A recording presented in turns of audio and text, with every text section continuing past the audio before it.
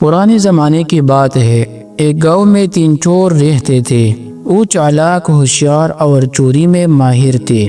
دن میں وہ عام لوگوں کی طرح گاؤں میں گھومتے، مگر رات ہوتی ہی اپنا اصل کام یعنی چوری شروع کر دیتے۔ ایک دن انہیں خبر ملی کہ ایک قریبی گاؤں میں ایک سوداگر بہت سونا اور چاندی لے کر جا رہا ہے۔ یہ سن کر ان تینوں چوروں نے منصوبہ بنایا کہ وہ راستے میں سوداگر کو لوٹ لیں گے۔ چنانچہ وہ جلدی سے سفر پر روانہ ہو گئے اور راستے میں ایک مناسب جگہ چھپک کر سوداگر کے آنے کا انتظار کرنے لگے۔ اتفاق سے اسی راستے پر ایک بیوقوف آدمی بھی سفر کر رہا تھا۔ وہ نہایت نادان اور سادہ لوح تھا، جو بغیر سوچے سمجھے دوسرے کی باتوں پر یقین کر لیتا تھا۔ جب وہ تینوں چوروں کے قریب پہنچا تو انہوں نے سوچا کہ اسے اپنے ساتھ شامل کر لینا چاہیے تاکہ بعد میں اس پر الزام ڈال سکے۔ چوروں نے بیوقوف سے کہا، ہم تینوں بہت ایماندار لوگ ہیں اور راستے میں بھوکے ہیں، کیا تم ہماری مدد کرو گے؟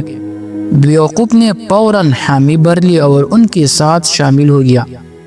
کچھ ہی دیر بعد جب سوداگر قریب آیا تو چوروں نے اس پر حملہ کر دیا اور اس کا سارا مال و دولت لوٹ لیا۔ بیوقوف نے کچھ خاص نہیں کیا، بس وہ بھی خوشی خوشی ان کے ساتھ شامل رہا۔ جب سب کچھ چوری ہو گیا تو چوروں نے آپس میں مال بانٹنے کا سوچا، مگر ان کے دل میں لالچ آ گیا۔ انہوں نے آپس میں طے کیا کہ بیوقوف کو مار کر سارا مال 3 حصوں میں بانٹ لیا جائے، مگر دوسری طرف بیوقوف بھی ان چالاک چوروں کی نیت بام کیا تھا۔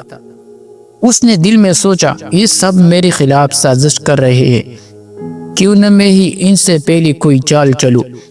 اتفاق سے چوروں نے اس کانے لانے بھیجا تھا تاکہ وہ سکون سے کھا پی کر مال تقسیم کر سکے۔ بیوقوف بازار گیا اور کانے میں زہر ملا دیا۔ وہ سوچ رہا تھا کہ جیسے ہی چور کھائیں گے وہ مر جائیں گے اور سارا خزانہ میرا ہو جائے گا۔ ادھر جیسے ہی بیوقوف بازار گیا، چوروں نے آپس میں فیصلہ کیا کہ وہ واپس آتے ہی اسے مار ڈالیں گے۔ جن ہی وہ کانے کے ساتھ واپس آیا، چور نے اس پر حملہ کر کے اسے مار دیا اور خوشی خوشی کانے پر ٹوٹ پڑے۔ مگر قسمت کا کھیل دیکھے، زہریلا کانا کھاتے ہی 3 چور بھی دم توڑ گئے۔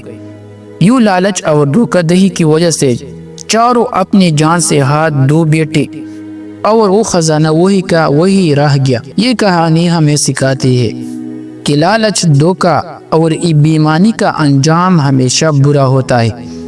اگر چور آپس میں ایک دوسرے کو دھوکہ نہ دیتے تو شاید وہ خزانے کے مالک بن جاتے، مگر ان کے حرص نے انہیں موت کے منہ میں پہنچا دیا۔ اسی طرح بیوقوفی اور سازشوں کا سہارا لینے والے بھی ہمیشہ نقصان اٹھاتے ہیں۔